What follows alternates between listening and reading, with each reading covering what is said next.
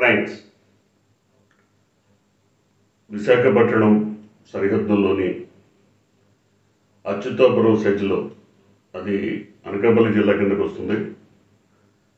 అచ్యుతాపురం సెజ్లో ఒక ఫార్మా కంపెనీలో జరిగిన భయంకరమైన రియాక్టర్ పేలుడు వల్ల దాదాపు 8 మంది చనిపోయినట్టుగా చెప్తున్నారు. మరో 10 మంది పరిస్థితి విషమంగా ఉన్నట్టు తెలుస్తుంది. Essentia advanced science private limited అనే కంపెనీ ఫార్మస్యూటికల్ ఉత్పత్తులను తయారు చేస్తుంది. ఫార్మసీలకు సంబంధించినటువంటి ముడి సరుకుల్ని తయారు చేసి చిన్న చిన్న కంపెనీలకు అందిస్తుంటుంది.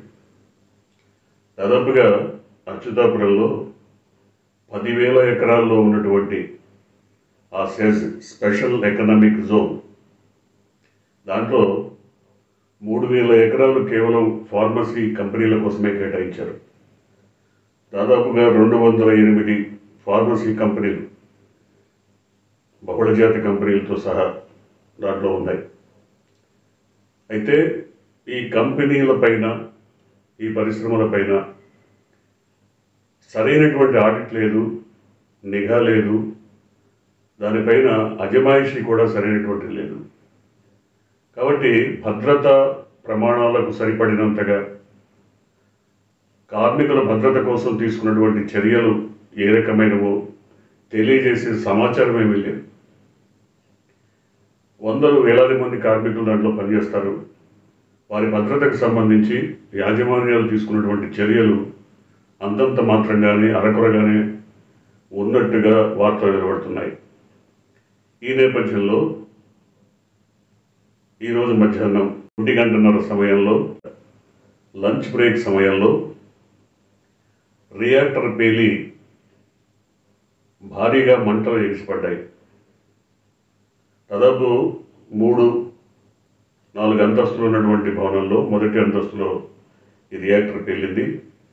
ఈ పేలుడు వల్ల పై అంతస్తులన్నీ కుప్పకూలి మొత్తం శిథిలమైపోయింది భవనం. శిథిలాల్లో చిక్కుకొని చాలామంది చనిపోయారు. దాదాపుగా మొదటి షిఫ్ట్ అయిపోయి రెండో షిఫ్ట్ వాళ్ళు విధుల్లోకి వచ్చే సమయంలో దాదాపుగా 300 మంది కార్మికులు ఆ సందర్భంగా పరిశ్రమలో ఉన్నట్టు చెప్తున్నారు. క్షతగాత్రులు దాదాపు ఎక్కువగానే ఉండేట్టుగా తెలుస్తోంది. ప్రస్తుతానికైతే దాదాపు 50 మందికి పైగా క్షతగాత్రుల్ని ఆసుపత్రులకి చేర్చారు. పేలుడు ధాటికి మృతదేహాలు ఛిద్రమై చిన్నాభిన్నమై పడిపోయి దాదాపు 8 మందిని గుర్తించారు. మరో 10 మంది వరకు వారి పరిస్థితి విషమంగా ఉంది. వారు కోరుకుంటారా లేదా అనేది ఇంకా ఇదమిద్దంగా చెప్పట్లేదు.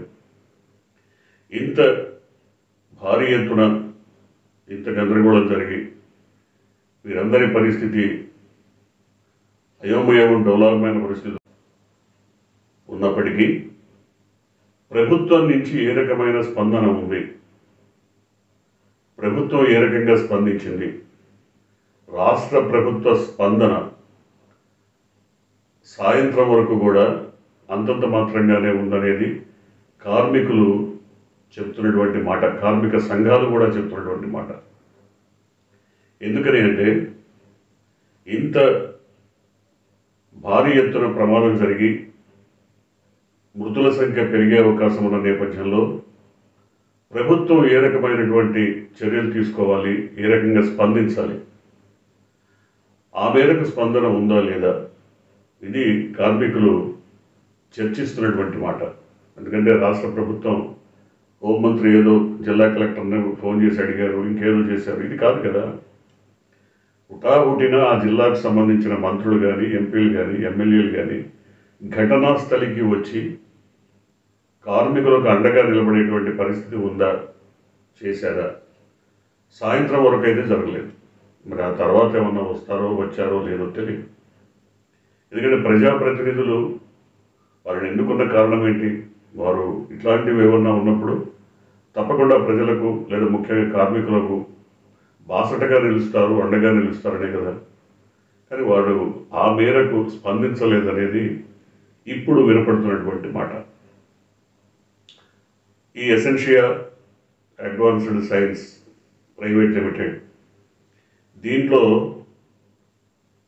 తయారవుతున్న ఉత్పత్తుల విషయం పక్కన పెడితే ఈ సంస్థకు సంబంధించి భద్రతాపరమైన కార్మికుల భద్రతాపరమైనటువంటి చర్యలలో చాలా లోపాలు ఉన్నాయనేది కార్మిక సంఘాలు చెప్తున్నమాట. చాలా లోపాలు ఉన్నాయి. వాటిని సరిదిద్దకపోవటం, పర్యవేక్షణ లేకపోవటం, కేంద్ర ప్రభుత్వం కానీ రాష్ట్ర ప్రభుత్వ పర్యవేక్షణ నిఘా లేకపోవడం వల్ల యాజమాన్యాలు కార్మికుల భద్రతను గాలికి వదిలేస్తున్నాయనేది ఇప్పుడు కార్మిక సంఘాలు బలంగా మాట్లాడుతున్నటువంటి పరిస్థితి. అంటే ప్రభుత్వాలు వారి అవసరాల రీత్యాను, వారికి ఉన్నటువంటి లింకుల రీత్యాను ఇలాంటి కీలకమైన పరిశ్రమల్లో సరైనటువంటి భద్రతా చర్యలు లేకపోయినా కొనసాగేలా చూస్తున్నాయి. కాబట్టి ప్రభుత్వం తన బాధ్యతను సక్రమంగా నిర్వహించడం లేదనేది కార్మికుల వాదన. ఇప్పుడు అచ్యుతాపురంలో ఉన్నటువంటి ఈ సెజ్లో దాదాపు 208 ఫార్మా కంపెనీలు ఉంటాయి. వాటిల్లో ఏ రకమైనటువంటి చర్యలు తీసుకున్నారనేది ప్రభుత్వం నిరంతరం నిఘా ఏర్పాటు చేసి తగిన చర్యలు తీసుకోవాల్సినటువంటి అవసరం ఉంది. కానీ ఆ మేరకు ప్రభుత్వాలు స్పందించడం లేదు.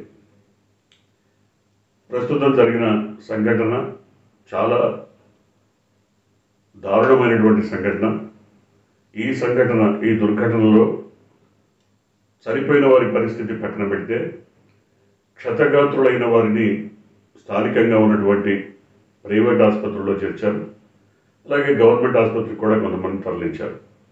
వారిలో దాదాపుగా ఒక 10 మంది పరిస్థితి విషమంగా ఉందన్న అంశం ఇప్పుడు కీలకంగా మారింది. వారిని ప్రమాదపు అంచుల నుంచి, మృత్యు అంచుల నుంచి బయటపడేయటానికి డాక్టర్లు శతవిధాలా ప్రయత్నిస్తున్నారు. ఇప్పటికే దాదాపుగా 15 నుంచి 20కి పైగా ఫైర్ ఇంజన్లు ఆ ప్రాంతానికి వెళ్ళాయని చెప్తున్నారు. అక్కడ మంటలు ఆర్పుతున్నారు. రాత్రి మొత్తం మంటలు ఆర్పేసే పరిస్థితి ఉంది రాత్రి సమయానికి. కానీ ఈ దుర్ఘటన జరిగి ఇంతమంది చనిపోయినా, ఇవన్నీ జరిగినా ప్రభుత్వం ఇక ముందైనా తీసుకోబోయే చర్యలు ఏంటి? ఇక ముందైనా ఇలాంటి సంఘటనలు పునరావృతం కాకుండా సరికొత్త నిబంధనలు విధించాలి. కార్మికుల విషయంలో, వారి బాగోగుల విషయంలో, వారి జీవితాల విషయంలో, భవిష్యత్తు విషయంలో సరైనగా స్పందించాలి అనేది కార్మికులు కోరుతున్నటువంటి మాట. సెజ్లు ఏర్పాటు చేయటం, వాటిని ఔత్సాహిక పారిశ్రామికవేత్తలకు ఇచ్చేసి చేతులు దులుపుకుంటున్న ప్రభుత్వాలు కార్మికుల విషయంలో మాత్రం సరిగా స్పందించటం లేదని ఇప్పటికీ వినిపిస్తున్నటువంటి విమర్శ. ఏది ఏమైనా విశాఖ సరిహద్దుల్లోని అచ్యుతాపురం సెజ్, అది అనకాపల్లి జిల్లాలోని అచ్యుతాపురం సెజ్ దాదాపు 10,000 ఎకరాల్లో ఉంది కాబట్టి, అనేక వందల వేల కంపెనీలు దాంట్లో ఉన్నాయి కాబట్టి దానిపైన ఒక నిరంతర